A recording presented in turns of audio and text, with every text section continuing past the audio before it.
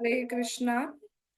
ओम नमो भगवते वासुदेवाय। ओम नमो भगवते वासुदेवाय। ओम नमो भगवते वासुदेवाय। हम लोग श्रीमद् भागवतम कैंटो 8 चैप्टर 12 पढ़ रहे थे। आ, जिसमें शिव जी भगवान के मोहिनी मूर्ति रूप का दर्शन करना चाहते हैं। वो भगवान के यहाँ आए हैं और भगवान की स्तुति कर रही है, तो उनकी स्तुति ही चल रही है।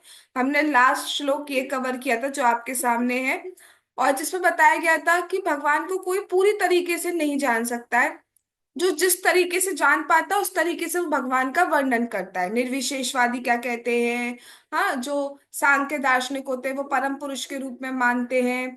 जो कर्मकांडी होते हैं वो धर्म के रूप में मानते हैं। लेकिन जो भक्त होते हैं वो भगवान को 9 शक्तियों से युक्त मानते हैं, और वो 9 शक्तियां क्या है वो भी हमने समझी थी कि इनका नाम दिया गया था, विमला, सत्या, ज्ञाना, क्रिया इत्यादि इत्यादि उनके नाम दिए गए थे। तो आगे शिव जी क्या कह रहे हैं उन स्थितियों में, और कंटिन्यू कर रहे हैं स्तुति करना। तो वो क्या कर रहे हैं देखिए। नाहं परायुरशयो न मरीचि मुख्या जानन्ति यद् विरचितं खलु सत्त्वसर्गः यन्मायया मूषिता चेतसा ईश दैत्या मर्त्यादया किमुत शश्वद् भद्रवृत्तः।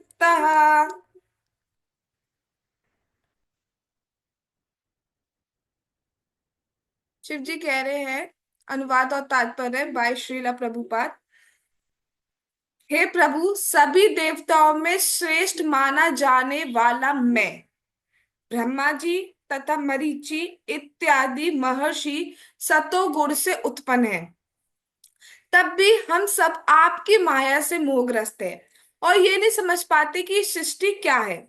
आप हमारी बात छोड़ भी दें तो उन असुरों तथा मनुष्यों के बारे में क्या कहा जाए जो प्रकृति के निम्न गुणों रजोगुण तमोगुण से युक्त है। वे आपको कैसे जान सकते हैं? तो शिव जी कह रहे हैं कि ना तो मैं स्वयं अर्थात शिव जी की बात करें तो वो प्रकृति में सर्वश्रेष्ठ महापुरुष कहे जाते हैं, सर्वश्रेष्ठ है। ठीक है, तो ना तो वो स्वयं, ना सृष्टिकर्ता ब्रह्मा जी, बहुत सारे ज्ञानी ऋषि मरीचि आदि, वो भी आपको पूरा नहीं जान सकते। वो भी आपको नहीं जानने की तो बात अलग, चलो पिछले श्लोक में हो गई। आपकी बनाई सृष्टि को वो भी हम लोग भी पूरा नहीं समझ सकते, ना मैं समझ सकता हूँ, ना ब्रह्मा जी जो पूरे के पूरे बुद्धि तत्व के बने हुए हैं वो भी नहीं समझ सकते आपकी सृष्टि को, ना महर्षि आदि समझ सकते हैं। तो जब हम नहीं समझ सकते तो ये जो असुर और मनुष्य है उनकी तो बात ही क्या, जब हम नहीं समझ पा रहे तो ये तो क्या ही समझेंगे। आप देख रहे हैं मनुष्यों को किस कैटेगरी में रखा जा रहा है? असुरों की कैटेगरी। तो क्या मतलब हमारा है लेवल। लेकिन जब भक्ति हम करते हैं ना, तब बात होती है, तब वास्तव में हम उस लेवल से ऊपर उठ पाते हैं। तो कोई नहीं समझ सकता, जिस पर आपकी कृपा होगी तभी कोई समझ पाएगा, नहीं तो कुछ नहीं समझ पाते। आगे कह रहे हैं शिव जी।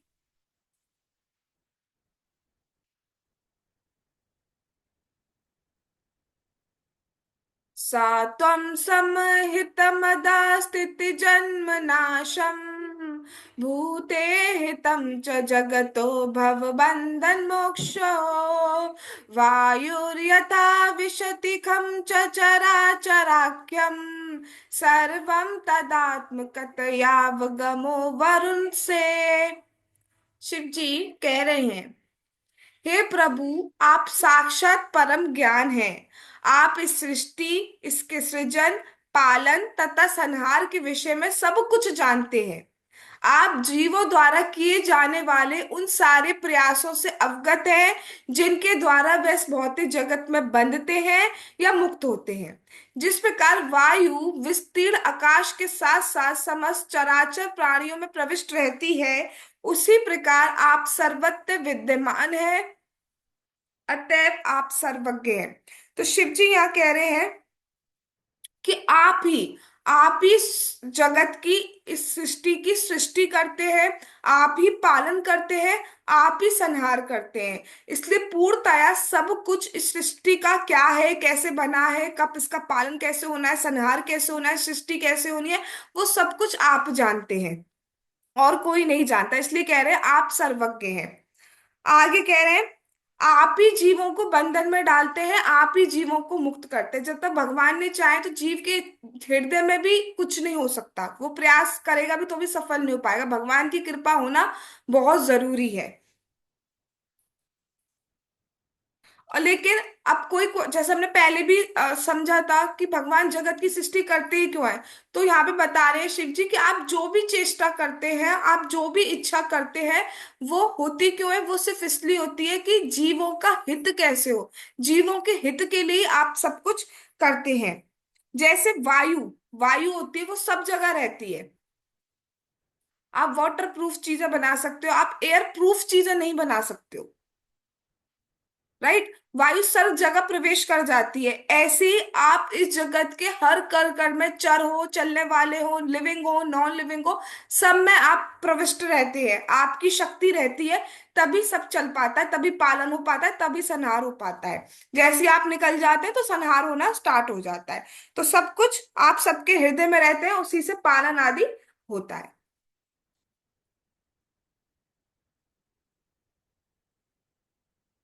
तो अब आप क्वेश्चन कर सकते हैं कि भाई संहार तो हम सुनते हैं शिव जी करते हैं। शिव जी भी तब करते हैं जब टाइम आता है, जब भगवान की तरफ से सैंक्शन हो जाता है, तब तक नहीं कर सकते। और शिव जी भी भगवान के ही अवतार, गुण अवतार माने जाते हैं। ठीक है, तो अल्टीमेटली करने वाले कौन हो गए? सबसे ऊपर भगवान ही हो गए। आगे क्या कह रहे हैं शिव जी? और ये बात स्वयं शिव जी कह रहे हैं, और कोई तो नहीं कह रहा, शिव जी स्वयं कह रहे हैं कि आप ही संहार करते हैं, क्योंकि वो जानते हैं सब। अवतारा मया दृष्टा रम्यमाणस्य ते गुणे सोहम तद्द्रष्टुम इच्छामि यत्ते योषि वपुर्धृतम्। कह रहे हैं हे प्रभु, मैंने आपके उन सभी अवतारों का दर्शन किया है जिन्हें आप अपने दिव्य गुणों के द्वारा प्रकट कर चुके हैं। अब जबकि आप एक सुंदर तरुणी के रूप में प्रकट हुए हैं, मैं आपके उसी स्वरूप का दर्शन करना चाहता हूं। अब अब फाइनली जो स्तुति थी वो यहाँ पे समाप्त करते हुए अपनी इच्छा प्रकट कर रहे हैं शिव जी। और शिव जी कह रहे हैं कि मैं यहाँ क्यों आया हूँ, आप सब कुछ जानते हैं, आप सब जानते हैं। आप ऑल दो मुझसे सुनना चाह रहे हैं मेरे मुख से, लेकिन आप सब कुछ जानते हैं कि मैं यहाँ क्यों आया हूँ। कृपया आप सब कुछ जानते हैं तो मेरी भी इच्छा पूरी कीजिए, शिव जी कह रहे हैं भगवान से। अगर भगवान कह रहे हैं चलो, आप फिर भी बताइए आप क्या चाहते हैं। तो इसलिए शिव जी कहते हैं हे प्रभु, आज तक आपने इस प्राकृत जगत में जितने भी रूप लिए हैं, जितने भी आपके अवतार हुए हैं, आपकी कृपा से मैंने उन सब का दर्शन किया है। सारे अवतारों का, जितने भी अवतार आपने लिए हैं। बट अभी जो रिसेंटली, अभी अभी जो आपने जो अवतार लिया है, स्त्री अवतार, ऐसा अवतार आपने पहले कभी नहीं लिया है। आप हमेशा पुरुष अवतार में ही आए, पुरुष रूप में ही आए, स्त्री रूप आपने कभी नहीं लिया है। पहली बार ऐसा हमने सुना। तो क्या अगर आप सही समझे तो कृपया करके हमें भी उस रूप का दर्शन करा दीजिए। तो यहाँ पे फाइनली उन्होंने अपनी इच्छा प्रकट कर दी कि मैं आपका मोहिनी मूर्ति स्वरूप का दर्शन करना चाहता हूँ। अब मानो भगवान, मानो यहाँ पे जो भक्त होते हैं वो रस की दृष्टि से और समझाने के लिए बात करते हैं। मानो भगवान कहे रिसेंटली रूप लिया है, कौन सा रूप, कैसा रूप, जरा बताइए तो यहाँ पे शिव जी और डिटेल में बता रहे हैं कि कौन सा स्त्री वाला रूप ले लिया है। ये ना सम्मोहिता दैत्या पायिताश्चामृतम सुरा तद्दिक्षव आयाता परम कौतूहलम हीना। शिव जी कह रहे हैं हे भगवान, हम लोग यहाँ पर आपके उस रूप का दर्शन करने आए हैं जिसे आपने असुरों को पूर्णतया मोहित करने के लिए दिखलाया था और इस प्रकार देवताओं को अमृत पान करने के लिए दिया था। मैं उस रूप को देखने के लिए अत्यंत उत्सुक हूँ। तो शिव जी कह रहे दो दो बात कह रहे हैं। पहली बात वो रूप जिससे आपने असुरों को मोहित किया, दूसरी बात वो रूप जिससे आपने देवताओं को अमृत पिलाया। मतलब ये इस टाइम जैसा रूप धारण आपने किया हुआ था, मैं उस रूप को देखना चाहता हूँ। वास्तव में भगवान, ये लीला हो क्यों रही है, क्यों शिव जी ऐसी इच्छा कर रहे हैं? तो वास्तव में भगवान जगत में अपनी माया का बल दिखाना चाहते हैं कि माया कितनी स्ट्रांग है। भगवान ने भगवत गीता में भी कहा है ना, मम माया दुरत्यया, मेरी माया को पार करना बहुत डिफिकल्ट है, लेकिन जो भगवान की शरण लेता है उसकी ही, वो ही बच सकता है, नहीं तो माया को पार करना मुश्किल है। माया को आप रोक नहीं सकते हो, आपको भगवान की शरण लेनी होगी। जैसे दो चीज है, ठीक है, इस टाइम जितना टाइम हो रहा है उस टाइम के पास आपके पास दो ऑप्शन है, या तो आप लेक्चर सुन लो या आप मूवी देख लो। ठीक है, तो आपको कुछ ना कुछ दूसरी चीज पकड़नी होगी, तभी आप पहली चीज छोड़ पाओगे। मूवी छोड़नी है तो दैट मीन्स को आपको कुछ और सुनना होगा। आप यहाँ पे लेक्चर सुन रहे हो तो आप मूवी देख ही नहीं सकते हो। तो आपके पास हमेशा हर टाइम दो ऑप्शन रहते हैं, आपके पास मतलब इंक्लूडिंग मी, हमारे पास हमेशा दो ऑप्शन रहते हैं, एक माया का ऑप्शन, एक भगवान का ऑप्शन। अगर हम भगवान को चूज कर रहे हैं, मतलब भगवान की कथा सुन रहे हैं, नाम भक्तों का संग आदि कीर्तन आदि कर रहे हैं, तो डेफिनेटली अपने आप माया चली जाएगी। आप माया से कहो नहीं, मैं तू नहीं आ सकती, मेरे पास ये नहीं हो सकता, वो नहीं कर सकते, नहीं ही कर सकते। ठीक है, अब आगे चलते हैं।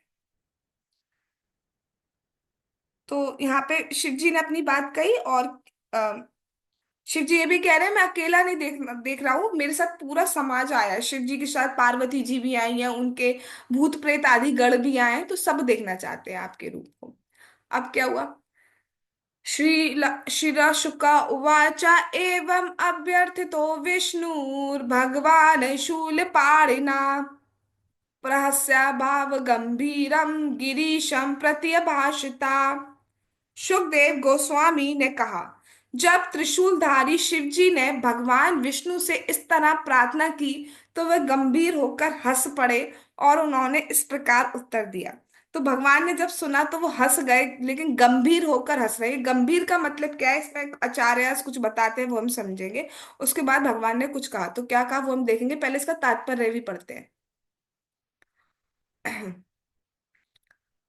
भगवान विष्णु योगेश्वर कहलाते हैं। यत्र योगेश्वरा कृष्णा। योगी जन योग अभ्यास द्वारा कुछ शक्ति प्राप्त करना चाहते हैं, किंतु भगवान कृष्ण तो योग शक्ति के ईश्वर कहलाते हैं।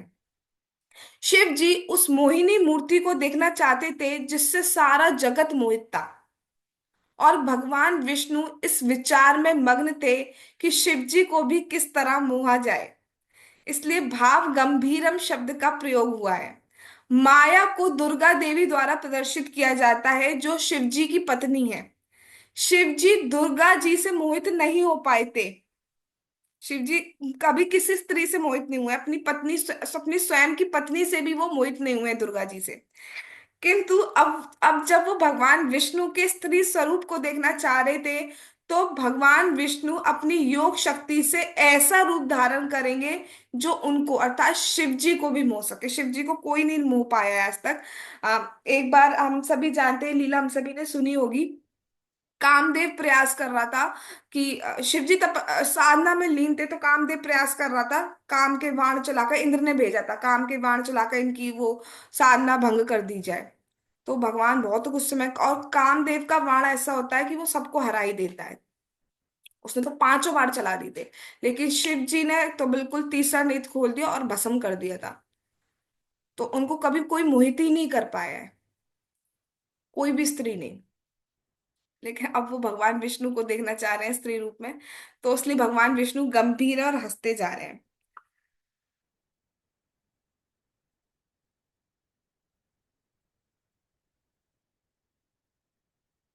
तो भगवान हंस क्यों रहे हैं? तो भगवान गंभीर होकर मन में कह रहे हैं, मुख से नहीं बोले हैं, अभी मन में कह रहे हैं। क्या कह रहे हैं? हे कामदेव के शत्रु, मतलब शिव जी से मन में कह रहे हैं, कामदेव के शत्रु, आपने तो कामदेव को हराया था ना, अब मैं आपको अपना रूप दिखलाऊंगा। लेकिन अब आप अपने आप को संभाल कर रखिएगा, मेरी कोई गारंटी नहीं है। आप अपने आप को संभाल के रखिएगा, क्योंकि दिखाने के बाद जो दशा होगी, जो कॉन्सिक्वेंसेस आएंगे, तो उसका दोष आरोपण आप हम पर नहीं कीजिएगा। ऐसा भगवान मन में कह रहे हैं, इसलिए हंस पड़े, लेकिन भगवान जानते हैं क्या होने वाला है। तो आगे क्या हुआ देखिए। श्री भगवान उवाचा, भगवान ने फाइनली बोलना स्टार्ट किया है शिव जी से। कौतूहलाय दैत्यानां योषित वेशो मया धृता पश्यता सुर कार्याणि गते पीयूषे भाजने। शिव जी कह रहे हैं, सॉरी, अब भगवान कह रहे हैं, भगवान ने कहा, जब असुरों ने अमृत घट छीन लिया तो मैंने उन्हें प्रत्यक्ष छलावा देकर मोहित करने के उद्देश्य से और इस तरह देवताओं के हित में कार्य करने के लिए एक सुंदर स्त्री का रूप धारण किया। तो यहाँ पे भगवान एक तरीके से वार्निंग दे रहे हैं शिव जी को। क्या कह रहे हैं, देखो शिव जी, मैंने ये जो रूप धारण किया है, वो क्यों धारण किया था? वो मैंने छल करने के लिए धारण किया था। क्योंकि जनरली देखा जाता है पुरुष नहीं छलते हैं, जो छलते हैं वो स्त्रियां छलती हैं। तो छलने का कार्य यहाँ पे कपट का कार्य करना था, तो मुझे जो जनरली करते हैं इसलिए मुझे स्त्री रूप धारण करना पड़ा है। और इसमें मैंने छल्ला दैत्यों को, और फिर मैंने देवताओं के हित का कार्य किया। अपने भक्तों को मैं चतुर्भुज रूप में नहीं छल सकता हूँ, उस स्वरूप में, जो स्वरूप है मेरा उसमें मैं नहीं छलता हूँ। पुरुष स्वरूप में नहीं छलता हूँ, जो मेरा चतुर्भुज रूप है, द्विभुज रूप है, उसमें मैं नहीं छल सकता हूँ। इसलिए मैंने स्त्री रूप धारण किया है। तो भगवान यहाँ पे एक तरीके से इनडायरेक्टली मना कर रहे हैं कि अब भी संभल जाओ, ये रूप के लिए नहीं कहिए। तो ऐसा भगवान ने कहा।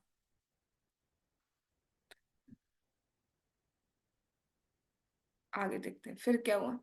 तत्ते हम दर्शयस्यामि दिदृशो सुर सत्तमा कामीनां बहुमंतव्यम संकल्पा प्रभवोदयम। शिव भगवान कह रहे हैं, हे द्रेष श्रेष्ठ, अब मैं तुम्हें अपना वह रूप दिखलाऊंगा जो कामी पुरुषों द्वारा अत्यधिक सराहा जाता है। क्योंकि तुम मेरा वैसा रूप देखना चाहते हो, इसलिए मैं तुम्हारे समक्ष उसे प्रकट करूंगा। तो भगवान कह रहे हैं, अब आप यही चाहते हैं, आपका यही आग्रह है, तो मैं आपकी इच्छा पूर्ण करूंगा, मैं आपको वो रूप दिखलाऊंगा।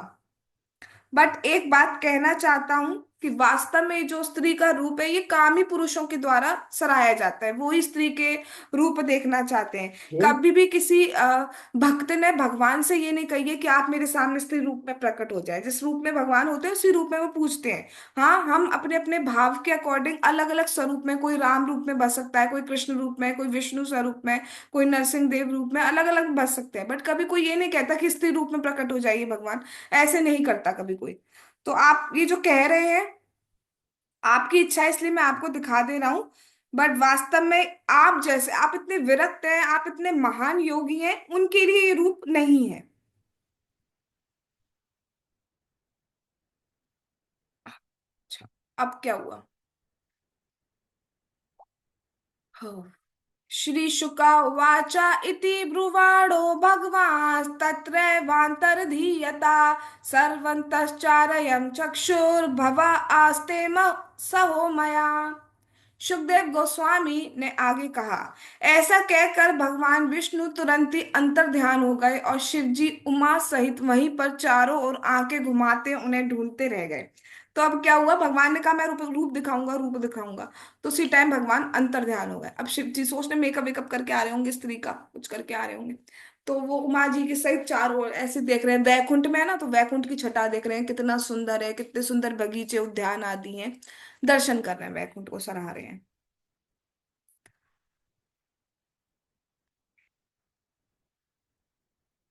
ठीक है, इसके बाद मैं समझा रही हूँ हुआ क्या था। तो उसके बाद क्या हुआ, बस शिव जी चारों तरफ देख रहे हैं, बहुत सारे बाग है, फूल है, सब जगह देख रहे हैं। तभी उनकी दृष्टि पड़ती है सामने बगीचे में एक स्त्री होती है, और वो गेंद के साथ खेल रही होती हैं। बेसिकली भगवान ही होते हैं, पर शिव जी उस टाइम समझ नहीं पा रहे थे। शिव जी, जबकि भगवान अभी कह के गए हैं कि मैं स्त्री रूप में आऊंगा, दिखाऊंगा, पर शिव जी समझ नहीं पाए उस टाइम। मतलब अब वो हम सब बाद में समझेंगे ऐसा क्यों हुआ क्यों नहीं हुआ, वो सब अभी हम बाद में समझेंगे, अभी आप सिर्फ लीला समझिए क्या हो रहा है। तो सामने गार्डन है, वहां पर एक स्त्री उन्हें गेंद से खेलती हुई दिखाई देती है। उनका वर्णन किया जा रहा है कि वो कितना सुंदर स्वरूप है, बहुत सुंदर स्वरूप है। क्या पहनी है, कि हाँ कैसी साड़ी है, सब पूरा वर्णन आगे श्लोक में दिया गया है। तो खेल रही हैं और शिव जी उन्हें देख रहे हैं, और बहुत बहुत सुंदर स्वरूप है, भगवान है भाई, भगवान से आकृष्ट कौन नहीं होगा, तो बहुत सुंदर स्वरूप है। उसके बाद क्या होता है कि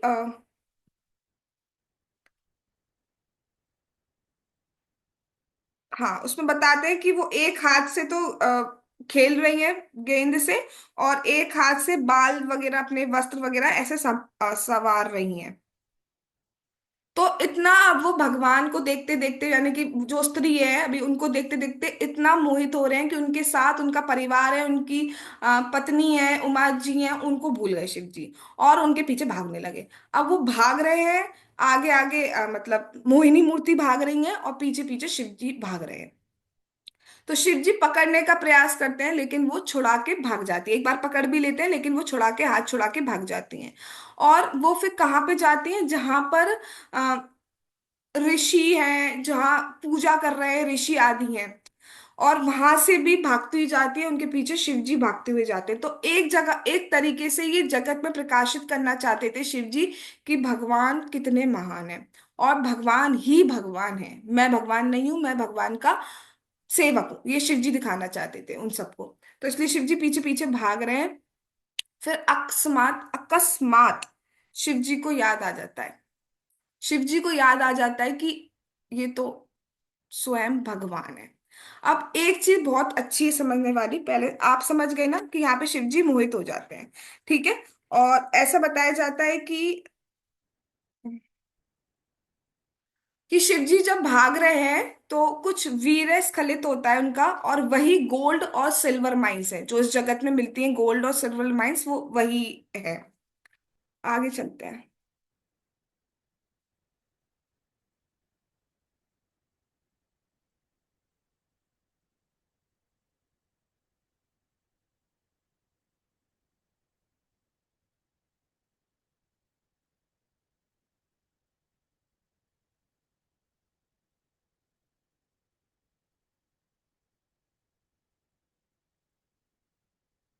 हाँ तो इस प्रकार शिव जी को अपनी तथा असीम भगवान की शक्ति का बोध हो गया। इस ज्ञान के प्राप्त होने पर उन्हें तनिक भी आश्चर्य नहीं हुआ कि भगवान विष्णु ने किस अद्भुत विधि से उन पर माया का जाल फैलाया।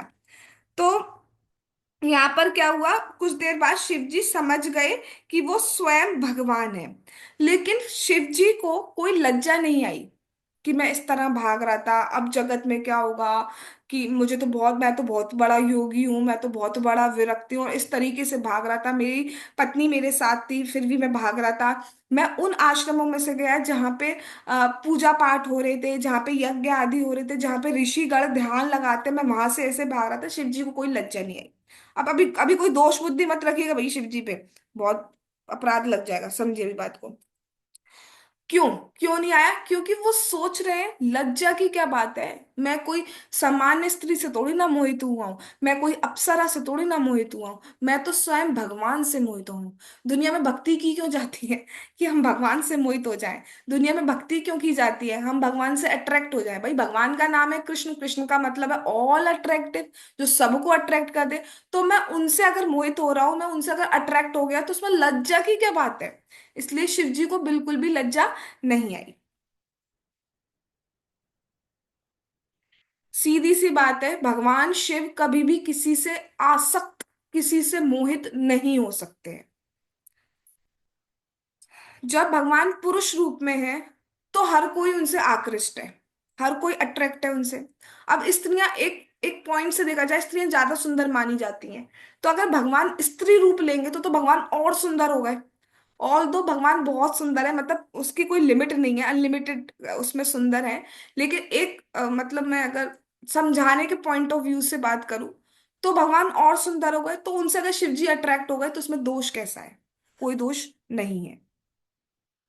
तो कभी भी दोष बुद्धि नहीं रखनी चाहिए शिव जी पर।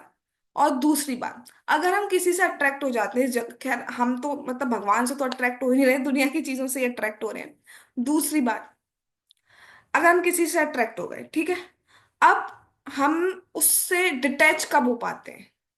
कोई हमारा बहुत बुरा कर दे, धोखा देता मिल गया, तो हम डिटैच हो जाएंगे, नहीं तो नहीं हो सकते। बार बार वही मन जाता है ना। यहाँ पे शिव जी को थोड़ी देर में अपने आप बोध हो गया है, स्वयं बोध हुआ है कि ये स्वयं भगवान है। तो ये कोई सामान्य बात नहीं है, हर किसी को अपने आप नहीं होता।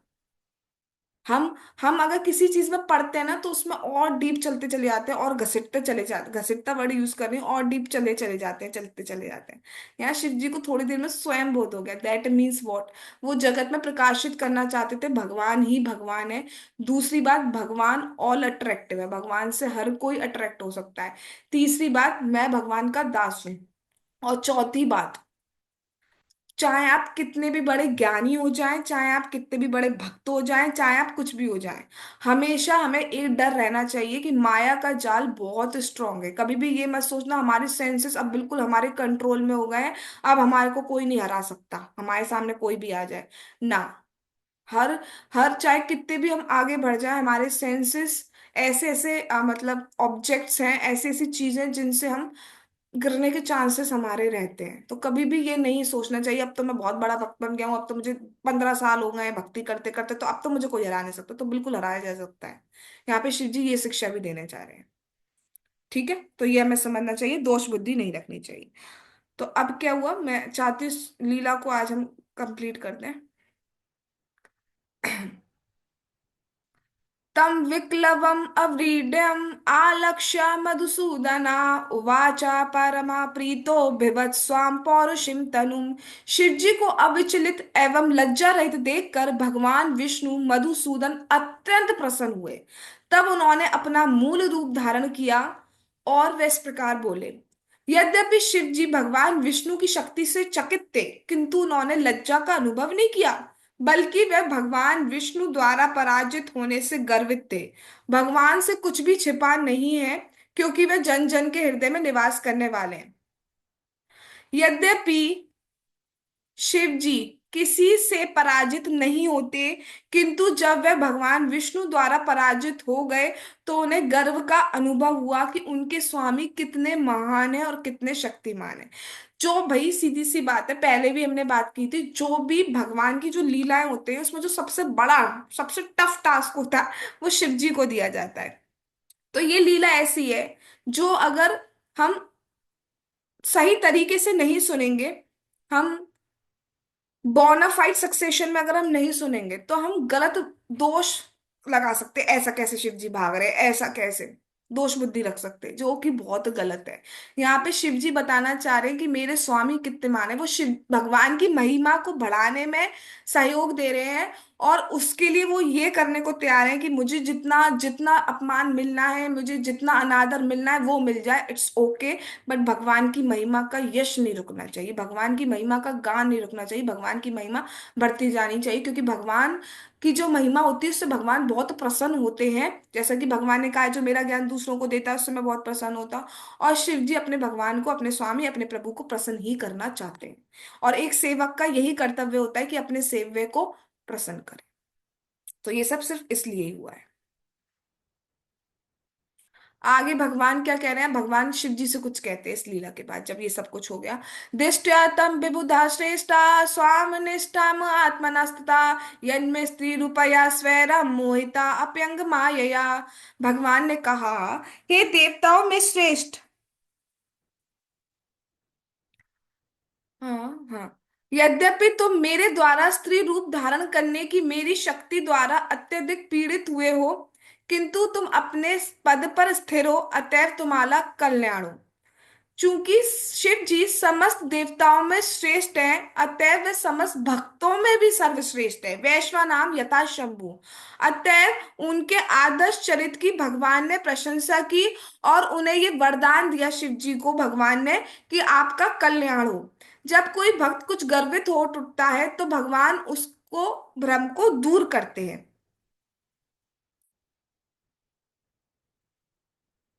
हाँ, एक एक और श्लोक पढ़ते हुए समझाती हूँ।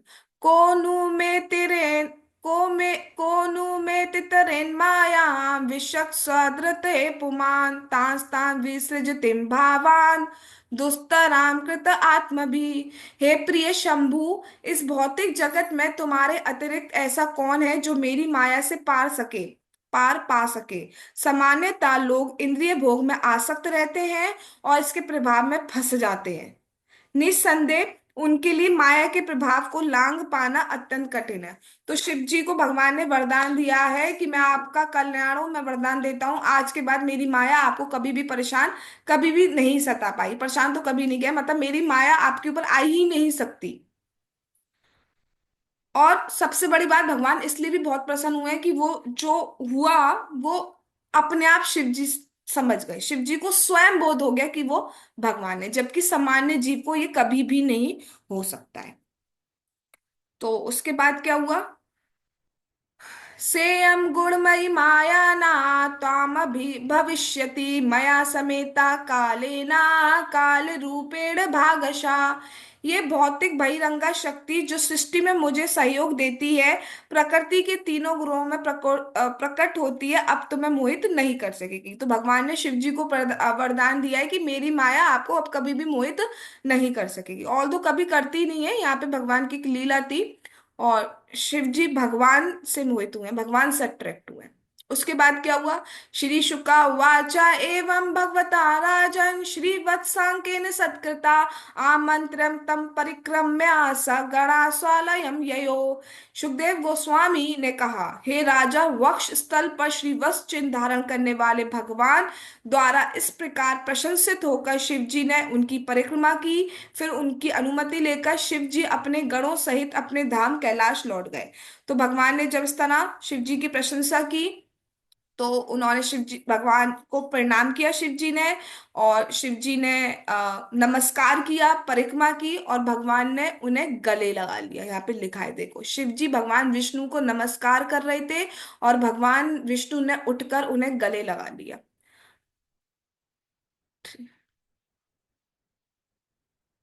हम्म। उसके बाद क्या हुआ, शिव जी अपने धाम कैलाश को चले गए। अब ये एक अगले दिन की बात, अगले दिन की इन द सेंस, अब ये वाली बात खत्म हुई। अब कुछ दिन बाद की एक बात बताई जा रही है। एक बार क्या हुआ। आत्मा श भूतं तां मायां भवानी भगवान भवा सम्मत्तां ऋषि मुख्यानां प्रीत्या चष्टात भारता। हे भरतवंशी महाराज, तब शिव जी ने प्रसन्न होकर अपनी पत्नी भवानी को संबोधित किया, जो सभी अधिकारियों द्वारा भगवान विष्णु की शक्ति के रूप में स्वीकार की जाती हैं। तो यहाँ पे ये बताया जा रहा है कि शिव जी कैलाश चले गए। फिर एक दिन की बात है कि ऋषिगण, कुछ ऋषिगण, शिव जी कथा करते रहते हैं तो ऋषिगण आते रहते हैं वहां। तो ऋषिगण शिव जी की बहुत प्रशंसा कर रहे थे। तो जब वो प्रशंसा करने लगे शिव जी की, तो शिव जी को बर्दाश्त नहीं हुआ। उन्होंने कानों पे हाथ रख लिया और कहते हैं कि मेरी नहीं, भगवान की प्रशंसा कीजिए, कीर्तनीय सदा हरि, भगवान का कीर्तन करना चाहिए सदा, भगवान की महिमा को गाए। और उसके बाद वो पार्वती जी से कुछ कहते हैं। अब पार्वती जी से क्या कहते हैं, देखिए। अयि व्यपश्य त्वमजस्य मायां परस्य पुंसा परदेवतायः अहं कलानां ऋषभोऽपि मुह्ये यया वशोन्ये किमुता स्वतंत्रता। शिव जी ने कहा, हे देवी, अब तुमने भगवान की माया देख ली है, जो सबके अजन्मा स्वामी है। यद्यपि मैं अर्थात शिव जी उनके प्रमुख विस्तारों में से एक हूं, तो भी मैं उनकी शक्ति से भ्रमित हो गया था। तो फिर उन लोगों के विषय में क्या कहा जाए जो माया पर पूर्णतया आश्रित है। शिव जी कह रहे हैं, सारे ऋषियों के सामने शिव जी कह रहे हैं, क्या कह रहे हैं कि ये लोग तो नहीं देखे, बट आपने तो देखा है ना, आप तो उस दिन मेरे साथ थी ना, आपने तो देखा था ना मैं किस तरह भगवान से मोहित हो गया था,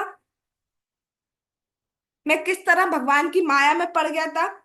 मैं, हाँ, भगवान के अंशों में मैं श्रेष्ठ हूं, लेकिन फिर भी मैं मोहित हो गया। मैं भगवान के अंशों में श्रेष्ठ हूं और मैं मोहित हो गया, तो अन्यों का तो कहना ही क्या, वो सब मोहित होते हैं। लेकिन बात है, हम भगवान से मोहित नहीं होते, हम इस जगत की चीजों से, इस जगत के लोगों से ज्यादा मोहित हो जाते हैं। और वो ही हमारे लिए बंधन का कारण बनता जा रहा है। हमें लगता है हम बस हो गया, अब सब कुछ हो गया, नेक्स्ट जन्म बहुत बढ़िया हो रहा है। तो ठीक है, हम नाम की शरण ले रहे हैं तो भगवान तो उसका उसका वो होगा ही हम पे, लेकिन स्टिल बंधते तो हम जा ही रहे हैं। सोच लेना चाहिए पूरे दिन में हमारा टाइम जा कहाँ रहा है। यं मां प्रच्छस्त्वम् उपयेत्य योगात् समासहस्रान्त उपारतं वे सा एष साक्षात् पुरुषः पुराणो नायत्र कालो विशते न वेदः। जब मैंने 1,000 वर्षों की योग साधना पूरी कर ली तो तुमने मुझसे पूछा था कि मैं किसका ध्यान कर रहा था। बहुत ही सुंदर बात आ रही है। अब यही वही परम पुरुष है जिन तक काल नहीं पहुंच पाता और जिन्हें वेद नहीं समझ पाते। तो शिव जी कह रहे हैं कि एक बार याद है, मैं 1,000 वर्षों की साधना में लगा हुआ था। मतलब साधना बिल्कुल समाधि में लीन थे शिव जी। तो जब मैं समाधि से उठा तो तुमने मुझसे पूछा कि मैं किसका ध्यान कर रहा था। तब उसका उत्तर मैंने तुम्हें नहीं दिया था, पार्वती। लेकिन आज मैं सबके सामने, सारे ऋषियों के सामने तुम्हें उसका उत्तर देता हूँ कि मैं उस दिन किसकी आराधना कर रहा था। मेरे परम आराध्य कौन है? तो वो और कोई नहीं, वो भगवान ही है। वो स्वयं भगवान विष्णु, राम, कृष्ण, कुछ भी कहिए, वो हैं जिन तक काल नहीं पहुंच पाता। काल की पहुंच हर जगह है। हर जगह को वो क्षय कर रहा है, डिके कर रहा है, लेकिन भगवान पे काल का प्रभाव नहीं है ना। भगवान तो 16 साल से आगे ही नहीं बढ़ते। भगवान कभी बूढ़े नहीं होते। तो उन तक काल की पहुंच नहीं है। तो मैं आज पूरे सबके सामने डिक्लेयर करता हूं, मेरे परम आराध्य और कोई नहीं, स्वयं भगवान है। उस टाइम में तुम्हें आंसर इसलिए नहीं दे पाया क्योंकि जब मैं ध्यान कर रहा था, मैं भगवान के रूप पे, भगवान के नाम पे, भगवान की लीलाओं, इनको स्मरण कर रहा था।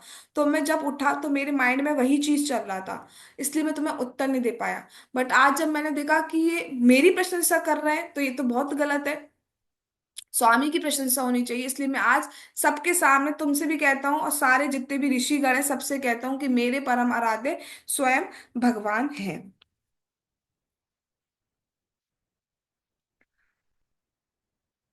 सभा के बीच, अभी थोड़ा सा कितना है, हाँ, सभा के बीच में सबके सामने और अपनी पत्नी से इस सत्य को कहना, ये एक्चुअली में शिव जी की महानता है। और कोई नहीं कह सकता। कोई आएगा तो अपना दिखाएगा ना कि हाँ हमारी प्रशंसा कर रहे हैं, बहुत अच्छी बात है, छुपा लो छुपा लो। लेकिन ये शिव जी की महानता है कि वो सबके सामने डिक्लेयर कर रहे हैं कि भगवान कौन है। शिव जी कभी नहीं कहते हैं कि मैं भगवान हूं, हमेशा कहते हैं मैं भगवान का दास हूं। लेकिन इस संसार में छोटे छोटे पुरुष हैं, वो अपने आप को मतलब भगवान कहने लगे हैं, खेल सा बना दिया है। लेकिन शिव जी से, इससे शिव जी की महानता कम नहीं हुई है।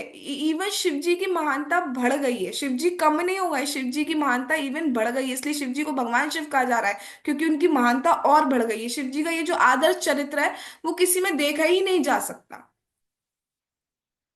फिर क्या बता रहे, श्री शुका वाचा इति ते बिहतस्ताता विक्रमाशार्ग धन्वना सिंधो निमथने ये ना धृता प्रस्ते महाचला। सुखदेव गोस्वामी ने कहा, हे राजा, जिस पुरुष ने क्षीर सागर के मंथन के लिए अपनी पीठ पर महान पर्वत धारण किया था वही शांग धनवा नामक भगवान है। मैंने तुम्हें अभी उन्हीं के पराक्रम का वर्णन किया। मतलब मैं भगवान की पूजा करता हूँ, जिनका मैंने ध्यान किया था, जो अमृत लीला में थे, ये सब वही भगवान है। तो मैं उन्हीं का ध्यान करता हूँ।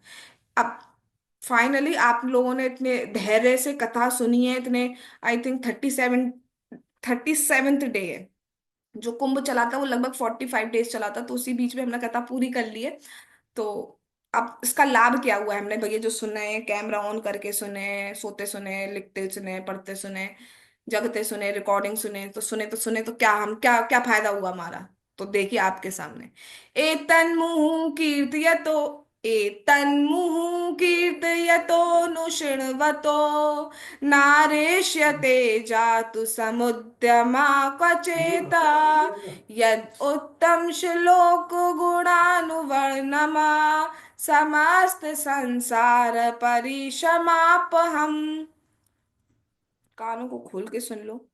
जो कोई क्षीर सागर के मंथन की इस कथा को निरंतर सुनता है या सुनाता है, उसका प्रयास कभी भी निष्फल नहीं होगा।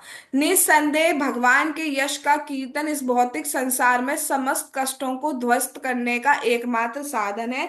तो जो भी कष्ट है हमारे जीवन से वो चले आते हैं, और अगर हमने कुछ स्टार्ट किया है, कुछ नया काम स्टार्ट कर रहे हैं किसी भी तरीके का, तो उसमें हमें फेलियर नहीं मिलेगा अगर हम ये कथा सुनते सुनाते हैं तो। क्या कह रहे हो, पहले से कह रही थी तो और ध्यान से सुनते। अच्छा।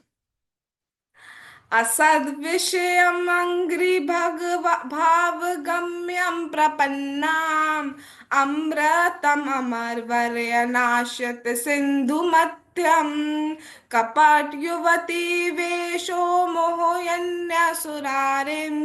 तमहामुपसुतानाम काम पूरम न तोस्मि। उसके बाद सुखदेव गोस्वामी मोहिनी मूर्ति का जो रूप धारण किया उनको नमस्कार कर रहे हैं। एक तरुण स्त्री का रूप धारण करके इस प्रकार असुरों को मोहित करके भगवान ने अपने भक्तों अर्थात देवताओं को क्षीर सागर के मंथन से उत्पन्न अमृत बांट दिया।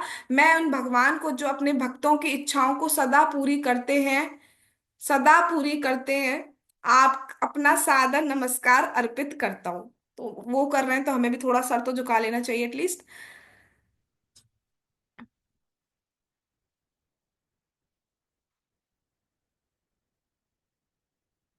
इस प्रकार श्रीमद् भागवतम के अष्टम स्कंद के अंतर्गत मोहिनी मूर्ति अवतार पर शिव जी का मोहित होना नामक 12वें अध्याय का भक्ति वेदांत तात्पर्य पूर्ण हुआ। वास्तव में कथा तो कभी पूर्ण नहीं होती है, बट समाप्त बोल रहे थे महाराज जी होती है, मतलब सम्यक रूप से समझ पाते हैं। तो कुछ ना कुछ समझ हम पाए होंगे, भगवान के इतने सारे स्वरूपों का ध्यान करने को हमें मिला है, अमृत पीने को मिला है, कथा रूपी अमृत। तो आज हम यहीं रुकते हैं। जगत गुरु श्रीला प्रभुपाद की जय, श्रीमद् भागवतम महापुराण की जय, अमृत मंथन महामहोत्सव की जय, श्री श्री गौर निताई की जय, श्री श्री कृष्ण बलराम की जय, श्री श्री ललिता विशाखा राधे श्याम की जय, श्री वृंदावन धाम की जय, हरे कृष्ण महा मंत्र की जय, श्री जगन्नाथ श्री बलदेव श्री सुभद्रा महारानी की जय, परम वैष्णव भगवान शिव की जय, निताई गौर प्रेमानंदे हरि हरि बोल। हरे कृष्णा कृष्णा कृष्णा हरे हरे, हरे राम राम राम हरे हरे। वंशा कल्पतरुभ्यश्च कृपा सिंधु भय एव च पतितानां पावनेभ्यो वैष्णवेभ्यो नमो नमः। All glories to assembled devotees. Hare Krishna. Thanks for coming.